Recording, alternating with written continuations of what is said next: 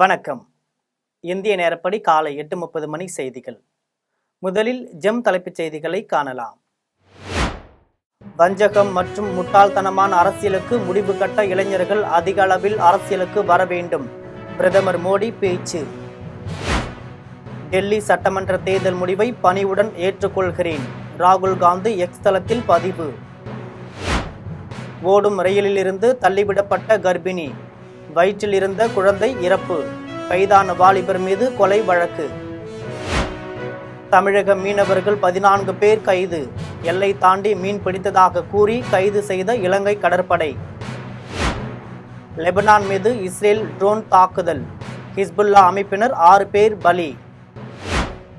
11வது Indian super league கால்பந்து போட்டி, east பெங்காலை வீழ்த்தி சென்னையின் FC அணி வெற்றி. இனி விரிவான செய்திகளை காணலாம். வஞ்சகம் மற்றும் முட்டாள்தனமான அரசியலுக்கு முடிவு கட்ட இளைஞர்கள் அதிக அளவில் அரசியலுக்கு வர வேண்டும் என பிரதமர் மோடி அழைப்பு விடுத்துள்ளார். டெல்லியில் 27 ஆண்டுகளுக்கு பிறகு பாஜக கட்சி ஆட்சியை பிடித்துள்ளது. இந்த வெற்றியை கட்சி தொண்டர்களுடன் சேர்ந்து கொண்டாட பாஜக தலைமையகத்திற்கு வந்த பிரதமர் மோடிக்கு தொண்டர்கள் உற்சாக வரவேற்பு அளித்தனர். இதில் ஒன்றிய அமைச்சர்கள் அமித்ஷா, JP நட்டா உள்ளிட்ட முக்கிய தலைவர்களும் பங்கேற்றனர். அப்போது பேசிய அவர், பாஜகவின் வெற்றியையும் பேரழிவிலிருந்து விடுபட்டதையும் டெல்லி மக்கள் கொண்டாடுவதாகவும், மோடியின் உத்தரவாதம் மீது நம்பிக்கை கொண்டதற்காக ஒவ்வொரு டெல்லி வாசிகளுக்கும் நன்றி தெரிவிப்பதாகவும் கூறினார். மேலும் 10 ஆண்டு கால பேரழிவிலிருந்து டெல்லி விடுபட்டுள்ளது எனவும், இந்த தீர்ப்பிலிருந்து அரசியலில் குறுக்கு வழிகள், பொய்கள் மற்றும் ஏமாற்றுதல்களுக்கு இடமில்லை என்பது தெளிவாகிறது எனவும் கூறினார். தொடர்ந்து பேசிய அவர், வஞ்சகம் மற்றும் முட்டாள்தனமான அரசியலுக்கு முடிவு கட்ட இளைஞர்கள் அதிக அளவில் அரசியலுக்கு வர வேண்டும் எனவும் அழைப்பு விடுத்தார். டெல்லி சட்டமன்ற தேர்தல் முடிவை பணிவுடன் ஏற்றுக்கொள்வதாக ராகுல் காந்தி கூறியுள்ளார். டெல்லி மாநில தேர்தலில் 48 இடங்களை கைப்பற்றி பாஜக அமோக வெற்றி பெற்றுள்ளது. கடந்த 1998ஆம் ஆண்டுக்கு பிறகு டெல்லியில் பாஜக ஆட்சி அமைக்க இருக்கிறது. இதில் காங்கிரஸ் ஒரு தொகுதியை கூட கைப்பற்ற முடியாத பரிதாப நிலைக்கு தள்ளப்பட்டுள்ளது.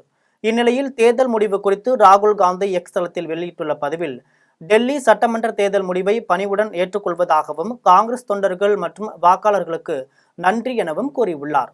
மேலும் டெல்லியின் வளர்ச்சி, டெல்லி மக்களின் உரிமை, மாசு, விலைவாசி உயர்வு, ஊழல் ஆகியவற்றிற்கு எதிராக தொடர்ந்து போராடுவோம் எனவும் ராகுல் காந்தி கூறினார். லெபனான் மீது இஸ்ரேல் நடத்திய ட்ரோன் தாக்குதலில் ஹிஸ்புல்லா அமைப்பினர் 6 பேர் உயிரிழந்தனர்.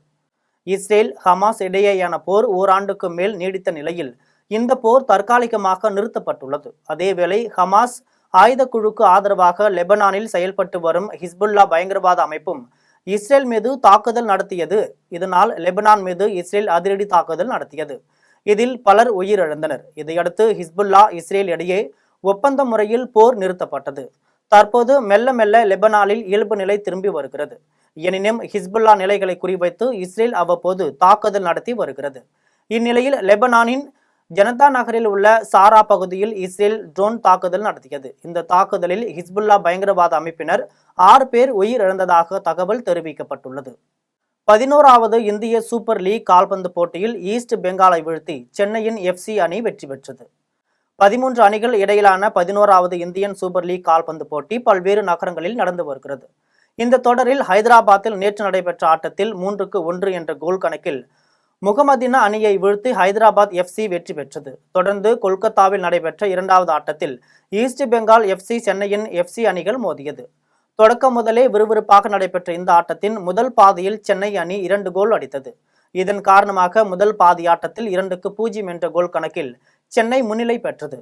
தொடர்ந்து நடைபெற்ற 2வது பாதி ஆட்டத்தின் கடைசி நிமிடத்தில் சென்னை அணி மேலும் ஒரு கோல் அடித்து அசத்தியது. இறுதியில் இந்த ஆட்டத்தில் 3-0 என்ற கோல் கணக்கில் சென்னை அணி வெற்றி பெற்றது. தலைநகரிலேயே தாமரை மலரும் போது தமிழகத்திலும் தாமரை மலரும் என்ற நம்பிக்கை இருக்கிறது என்றும், தலைநகரில் தாமரை மலர்ந்ததை கொண்டாடுவதை போல் 2026இல் தமிழகத்திலும் தாமரை மலர்வதை கொண்டாடுவோம் என்றும் சென்னை கமலாலயத்தில் முன்னாள் ஆளுநர் தமிழிசை சவுந்தரராஜன் தெரிவித்தார். டெல்லி சட்டசபை தேர்தலில் பாஜக வெற்றி பெற்றதை ஒட்டி சென்னை கமலாலயத்தில் பாஜகவினர் மேளதாள வாத்தியங்கள் முழங்க ஆடிப்பாடி பட்டாசுகள் வெடித்தும் இனிப்புகள் வழங்கியும் உற்சாகமாக வெற்றியை கொண்டாடினர். வெற்றி கொண்டாட்டத்தில் பாஜக மூத்த தலைவரும் முன்னாள் ஆளுநருமான தமிழிசை சவுந்தரராஜன் கலந்து கொண்டு பாஜக தொண்டர்களுக்கு இனிப்புகள் வழங்கினார். நிகழ்ச்சியை தொடர்ந்து தமிழிசை சவுந்தரராஜன் செய்தியாளர்களை சந்தித்து பேசினார். அப்போது தலைநகரில் பாஜக தலை நிமிர்கிறது எனவும் ஆம் ஆத்மி தலை குனிகிறது, காங்கிரஸ் நிலை குலைகிறது என்றும் தெரிவித்தார். மேலும் தலைநகரிலேயே தாமரை மலரும் போது தமிழகத்திலும் தாமரை மலரும் என்ற நம்பிக்கை இருக்கிறது என்றும் தலைநகரில் தாமரை மலர்ந்ததை கொண்டாடுவதைப் போல் 2026 தமிழகத்திலும் தாமரை மலர்வதை கொண்டாடுவோம் என்று தமிழிசை சவுந்தரராஜன் தெரிவித்துள்ளார். தலைநகரில் பாஜக தலை நிமிர்கிறது, ஆம் ஆத்மி தலை குனிகிறது, காங்கிரஸ் நிலை குலைகிறது.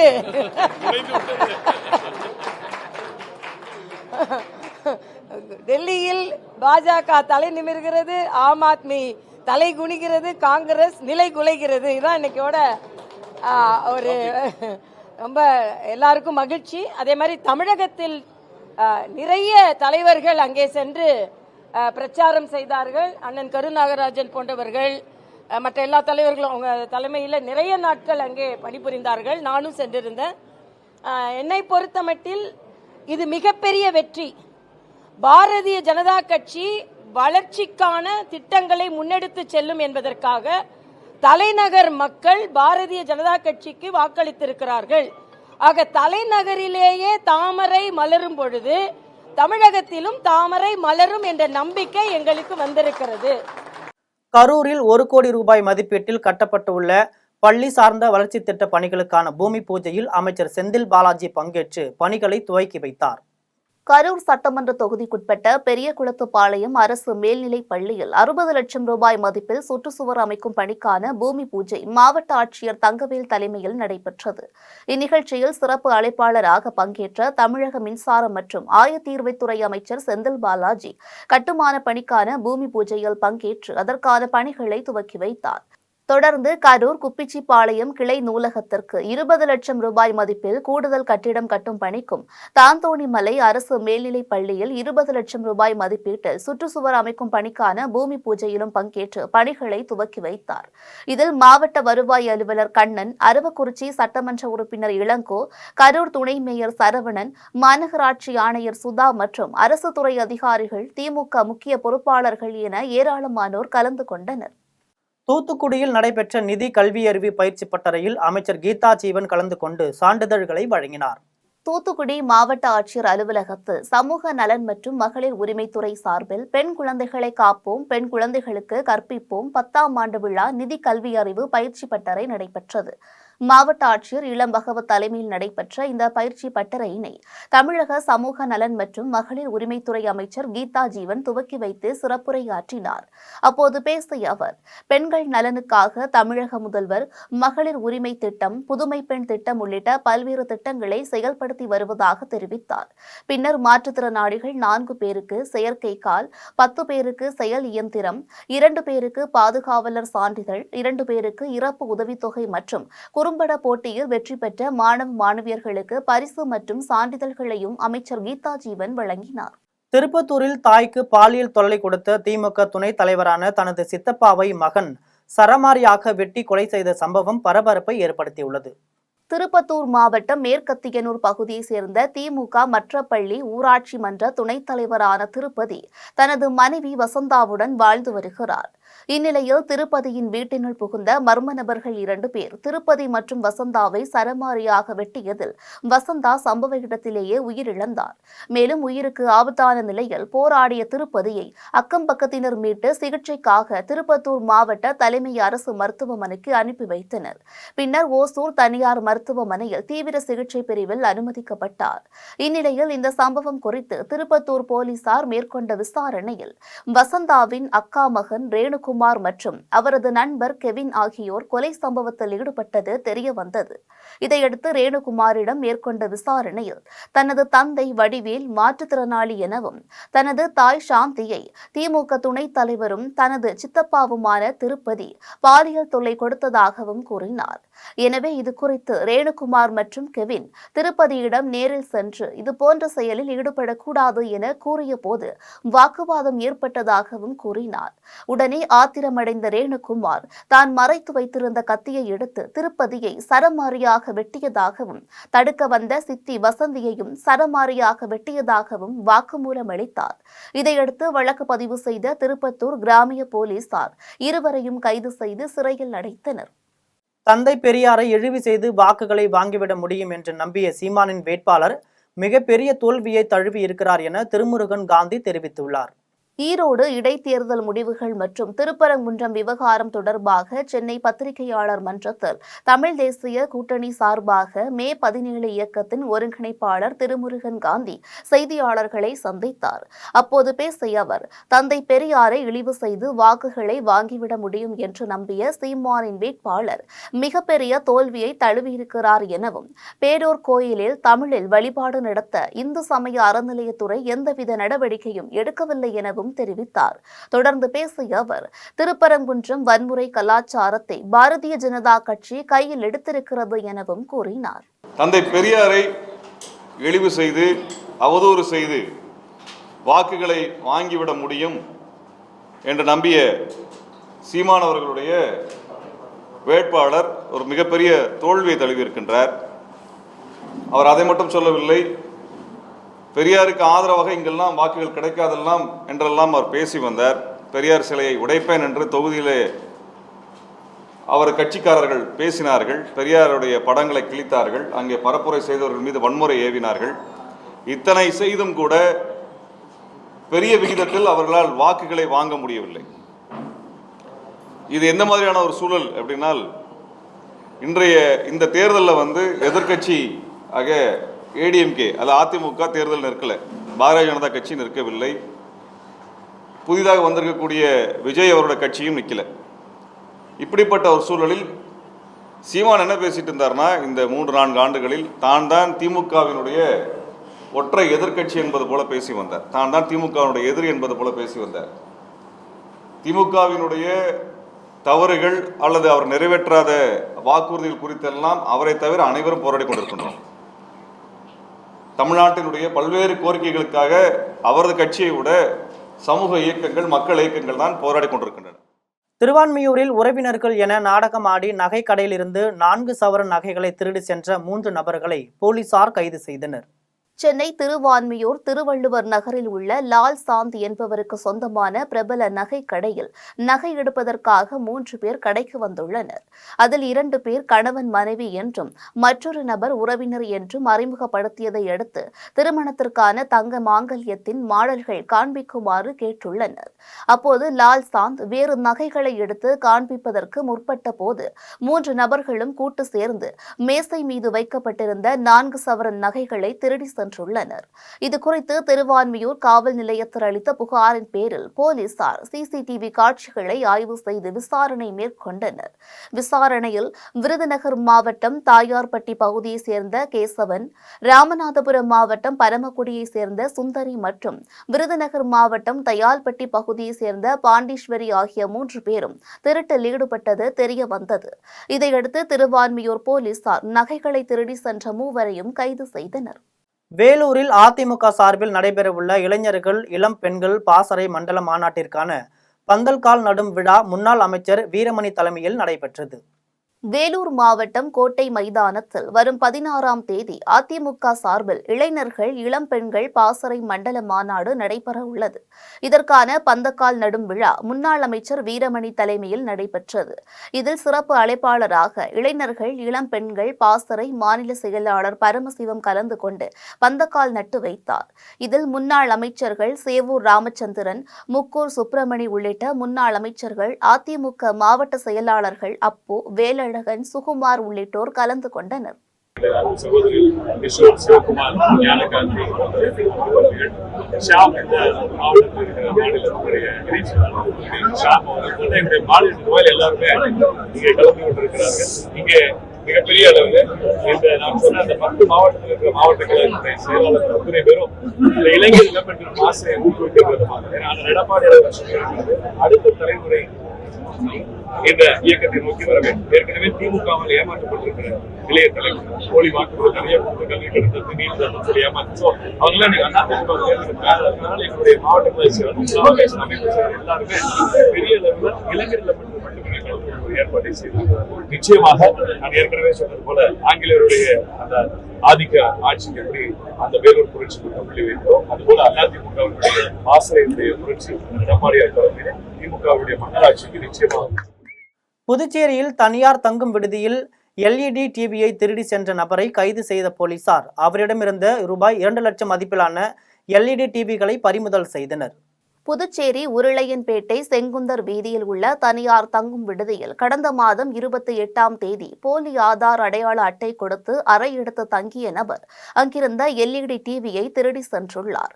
இதுகுறித்து விடுதி காப்பாளர் அளித்த புகாரின் பேரில் உருளையன்பேட்டை போலீசார் வழக்கு பதிவு செய்து அங்கிருந்த CCTV காட்சிகளை ஆய்வு செய்து விசாரணை மேற்கொண்டனர். விசாரணையில் திருட்டில் ஈடுபட்டது திருக்கோயிலூரை சேர்ந்த விக்னேஸ்வரன் என்பது தெரிய வந்தது. இதனையடுத்து தனிப்படை போலீசார் அவரை கைது செய்து விசாரணை நடத்தினர். விசாரணையில் கடன் பிரச்சனையால் போலி ஆதார் அட்டை கொடுத்து புதுச்சேரி, தமிழகம் உள்ளிட்ட பகுதிகளில் திருட்டில் ஈடுபட்டது தெரிய வந்தது. இதனையடுத்து விக்னேஸ்வரனை கைது செய்த போலீசார் அவரிடமிருந்த 2 லட்சம் ரூபாய் மதிப்பிலான LED டிவிகளை பறிமுதல் செய்து நீதிமன்றத்தில் ஆஜர்படுத்தி சிறையில் அடைத்தனர்.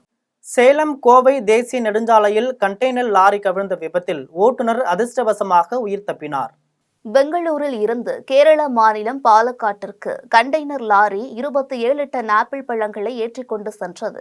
லாரியை உத்தரப்பிரதேச மாநிலத்தை சேர்ந்த பங்கஜ் யாதவ் ஓட்டி வந்தார். இந்நிலையில் சேலம் கோவை தேசிய நெடுஞ்சாலையில் பட்டர்ஃப்ளை பாலத்தில் வளைவில் வந்தபோது ஓட்டுநரின் கட்டுப்பாட்டை இழந்த லாரி தடுப்பில் மோதி கவிழ்ந்து விபத்து ஏற்பட்டது. இந்த விபத்தில் ஓட்டுநர் பங்கஜ் யாதவ் லேசான காயத்துடன் அதிர்ஷ்டவசமாக உயிர் தப்பினார். தகவல் அறிந்து சம்பவ இடத்திற்கு வந்த செவ்வாய்ப்பேட்டை தீயணைப்பு நிலைய அலுவலர் சிவக்குமார் தலைமையிலான தீயணைப்பு வீரர்கள் லாரியின் டேங்கரில் இருந்து வடிந்த டீசலால் விபத்து ஏற்படாமல் இருக்க தண்ணீர் பாய்ச்சி தீப்பற்றுவதை தடுத்தனர். தொடர்ந்து லாரியை மீட்கும் பணியில் ஈடுபட்டனர். கோவையில் தனியார் கல்லூரி மாணவர்கள் போக்குவரத்து பாதுகாப்பு விழிப்புணர்வை ஏற்படுத்தும் வகையில் பேரணியாக சென்றனர். கோவையில் தனியார் பொறியியல் மற்றும் தொழில்நுட்ப கல்லூரி NSS மாணவர்கள் மற்றும் கருமத்தம்பட்டி காவல் நிலையம் இணைந்து போக்குவரத்து விழிப்புணர்வு மற்றும் சாலை பாதுகாப்பு மாத விழாவை நடத்தினர். இதில் கருமத்தம்பட்டி காவல் நிலைய ஆய்வாளர் சண்முகவேல் மற்றும் உதவி ஆய்வாளர் ராதாகிருஷ்ணன் கலந்து கொண்டு ஊர்வல பேரணியை கொடியசைத்து துவக்கி வைத்தனர். இதில் காவல் உதவி ஆய்வாளர் ராதாகிருஷ்ணன் பொதுமக்களுக்கும் வாகன ஓட்டுநர்களுக்கும் கல்லூரி மாணவ மாணவியருக்கும் போக்குவரத்து விதிமுறைகளை குறித்து பல்வேறு அறிவுரைகளை வழங்கினார். இதில் கல்லூரி மாணவ மாணவிகள் ஏராளமானோர் கையில் பதாகைகளை ஏந்தியவாறு பேரணியில் கலந்து கொண்டனர். திருவண்ணாமலையில் நடைபெற்ற தனியார் துறை வேலைவாய்ப்பு முகாமில் தேர்வான 20 இளைஞர்களுக்கு பணி நியமன ஆணை வழங்கப்பட்டது. திருவண்ணாமலை மாவட்டம் செய்யாறு அறிஞர் அண்ணா அரசு கலைக் கல்லூரியில் மாபெரும் தனியார் வேலைவாய்ப்பு முகாம் நடைபெற்றது. முகாமில் சிறப்பு அழைப்பாளராக கலந்து கொண்ட மாவட்ட ஆட்சித்தலைவர் தர்பகராஜ் 10, 12ஆம் வகுப்பு தேர்ச்சி, முதுநிலை படிப்பு படித்த மாணவர்கள் இந்த முகாமை பயன்படுத்திக் கொண்டு வாழ்வில் முன்னேற்றம் அடைய வேண்டும் என கூறினார்.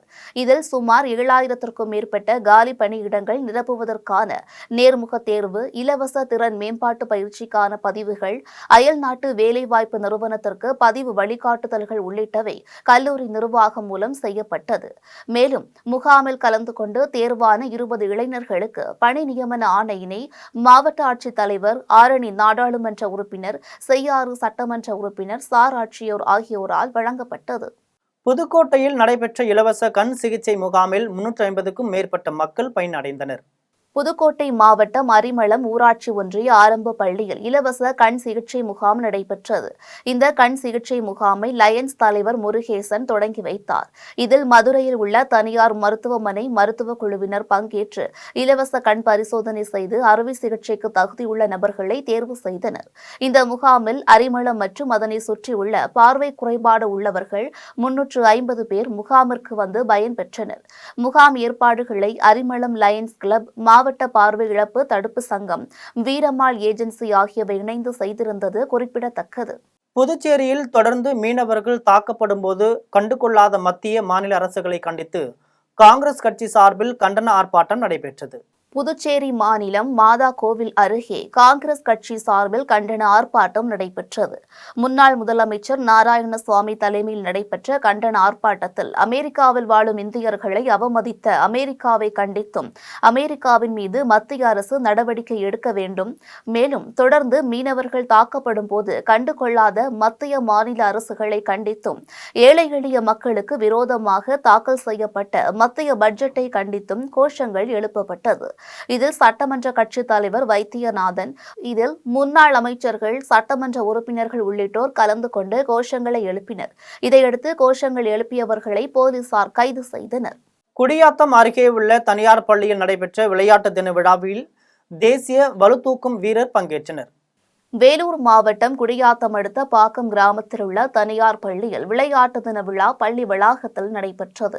தொடர்ந்து பள்ளியில் நடைபெற்ற பல்வேறு விளையாட்டுப் போட்டிகளில் வெற்றி பெற்ற இருபால் மாணவர்களுக்கு பரிசளிப்பு நிகழ்ச்சி நடைபெற்றது. நிகழ்ச்சியில் பள்ளி தாளாளர், கல்வியாளர் மஞ்சுநாத் மற்றும் தேசிய வலுதூக்கும் வீரர் ஜெயமாருதி கலந்து கொண்டு மாணவ மாணவிகளை பாராட்டி பேசினார். மேலும் பள்ளி கல்வித்துறை சார்பில் விளையாட்டில் முக்கியத்துவம் கொடுக்கப்பட்டுள்ளது, இதை மாணவ மாணவிகள் சரியான முறையில் பயன்படுத்தி சாதனை படைக்க வேண்டும் என கூறினார். தொடர்ந்து பல்வேறு போட்டிகளில் வெற்றி பெற்றவர்களுக்கு பதக்கம், கோப்பு, சான்று உள்ளிட்டவை வழங்கப்பட்டது.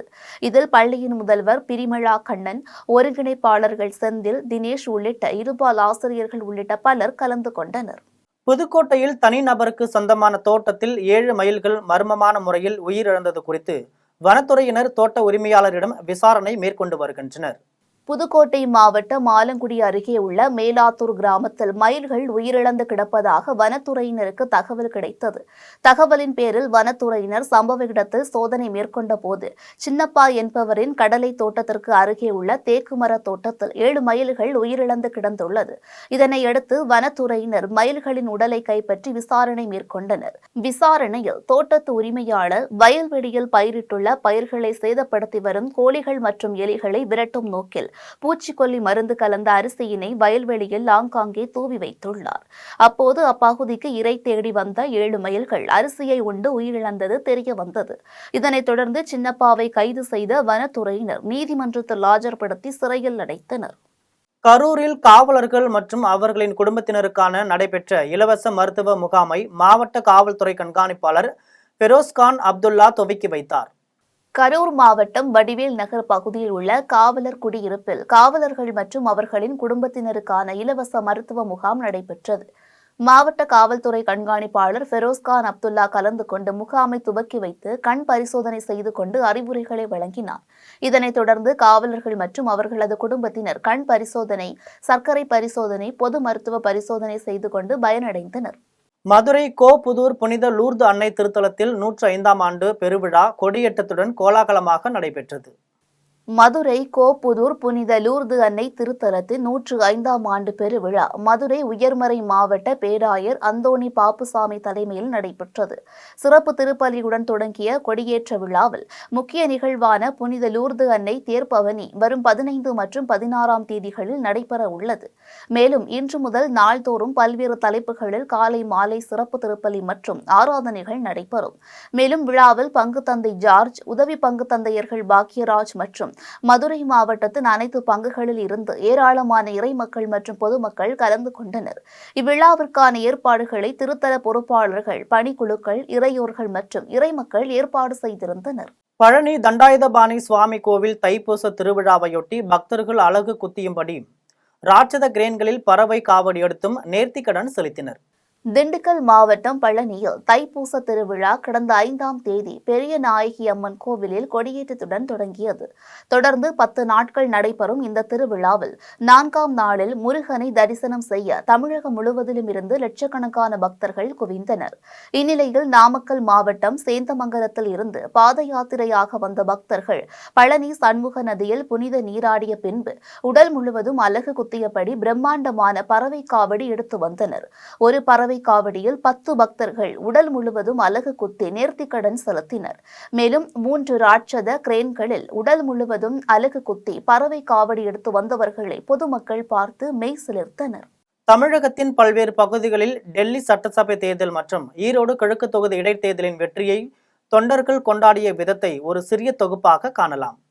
டெல்லி சட்டமன்ற தேர்தலில் பாஜக அமோக வெற்றி பெற்றதை அடுத்து நாடு முழுவதும் பாஜகவின் நிர்வாகிகளும் தொண்டர்களும் உற்சாகமாக கொண்டாடி வருகின்றனர்.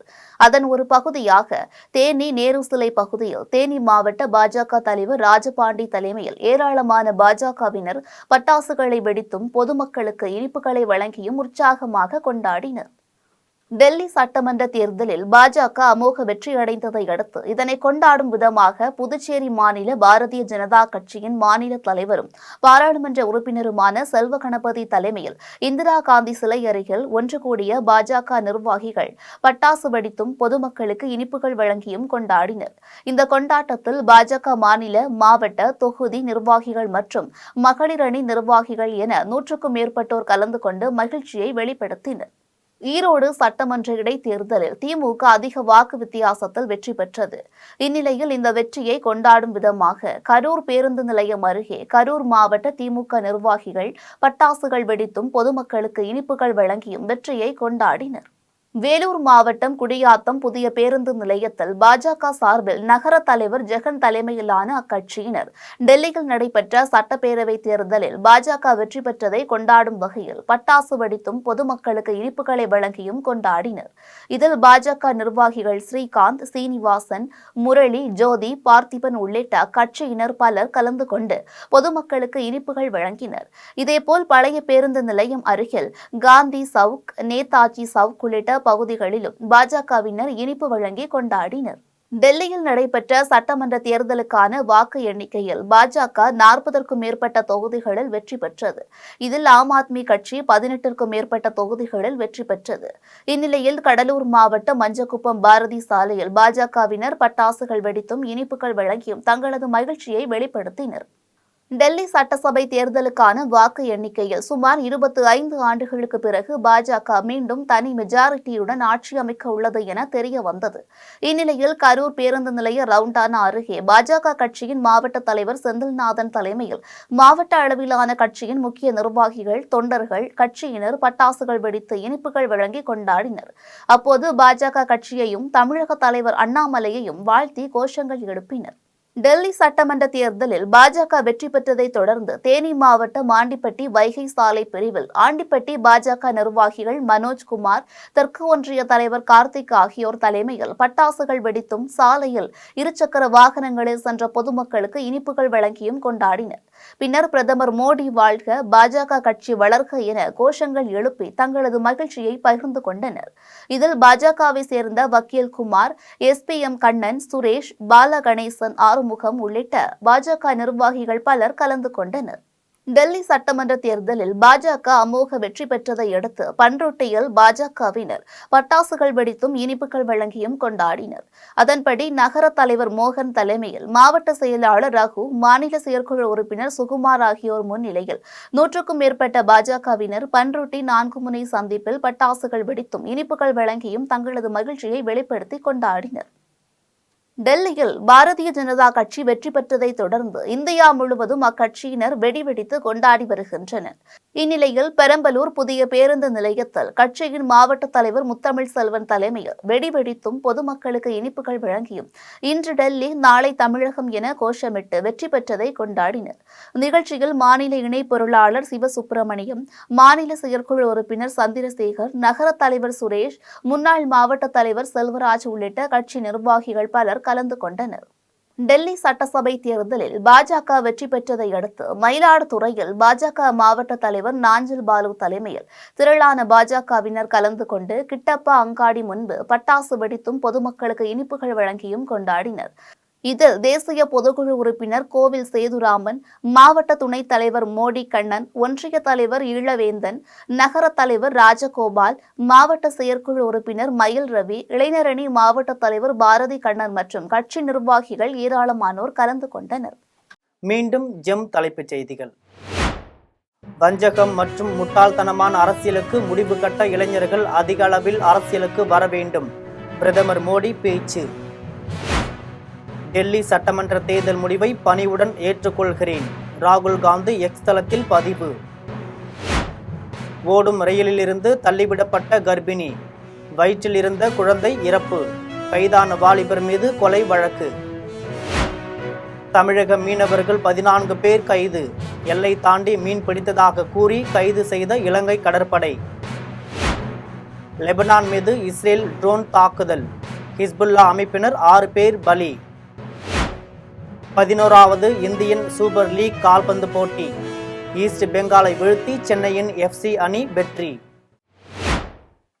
இத்துடன் ஜெம் செய்திகள் நிறைவடைகின்றன. மீண்டும் ஜெம் செய்திகள் மதியம் 1:30 மணிக்கு. உடனுக்குடன் செய்திகளை காண GemLive.tv என்ற இணையதளத்தில் இணைந்திருங்கள். நன்றி, வணக்கம்.